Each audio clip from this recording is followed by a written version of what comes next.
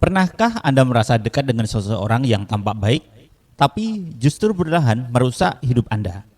Dalam psikologi, ini bukan sekedar orang jahat, melainkan pola kepribadian destruktif yang berbahaya. Istilah jahat dalam psikologi bukan hanya label moral, tetapi mencerminkan struktur kepribadian yang kompleks, seperti narsisme, maligna, psikopati, atau sosiopati.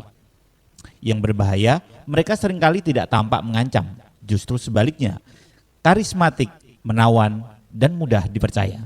Namun, di balik itu semua, terdapat pola perilaku yang dapat merusak kesehatan mental dan kehidupan Anda secara perlahan.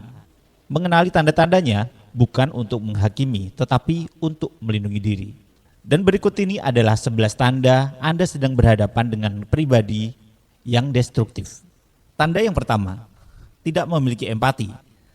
Mereka tidak mampu benar-benar memahami atau merasakan emosi orang lain. Ketika Anda berbagi perasaan, respon mereka cenderung dingin, kosong, atau beralih membicarakan diri sendiri. Bagi mereka, orang lain hanyalah alat, bukan individu yang memiliki perasaan. Tanda yang kedua, kebohongan patologis. Mereka berbohong secara kompulsif, bahkan hal-hal sepele. Kebohongan digunakan untuk mengontrol realitas. Saat dikonfrontasi, mereka akan memutarbalikkan fakta dan melakukan gaslighting hingga Anda meragukan diri sendiri. Tanda yang ketiga adalah menikmati kemalangan orang lain.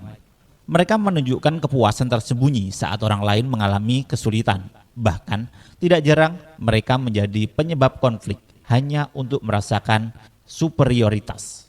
Dan tanda yang keempat, sangat egois dan transaksional. Segala sesuatu berpusat pada diri mereka. Hubungan dijalani bukan karena ketulusan, melainkan keuntungan. Saat Anda tidak lagi berguna, mereka akan menjauh tanpa ragu. Tanda yang kelima, tidak pernah menyesal. Setelah menyakiti orang lain, mereka tetap merasa biasa saja. Permintaan maaf, jika ada, hanya bersifat manipulatif, bukan bentuk penyesalan yang tulus. Tanda yang keenam, kejam secara emosional. Mereka pandai menemukan kelemahan Anda, lalu menggunakannya untuk menyerang. Bentuknya bisa berupa hinaan, tekanan psikologis, atau perlakuan merendahkan. Kemudian tanda yang ketujuh, tidak bertanggung jawab. Mereka selalu menyalahkan orang lain. Kesalahan tidak pernah diakui, melainkan dialihkan dengan berbagai alasan yang tampak logis. Tanda yang kedelapan, manipulatif. Manipulasi adalah cara mereka berinteraksi, mulai dari love bombing, silent treatment, hingga menciptakan ketergantungan emosional. Tujuannya, mengendalikan Anda sepenuhnya.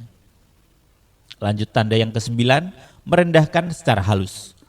Mereka sering menyamarkan hinaan sebagai candaan atau saran.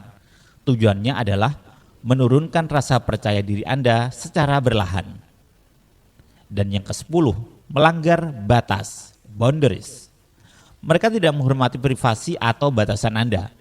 Kata tidak bagi mereka hanyalah tantangan, bukan keputusan yang harus dihormati.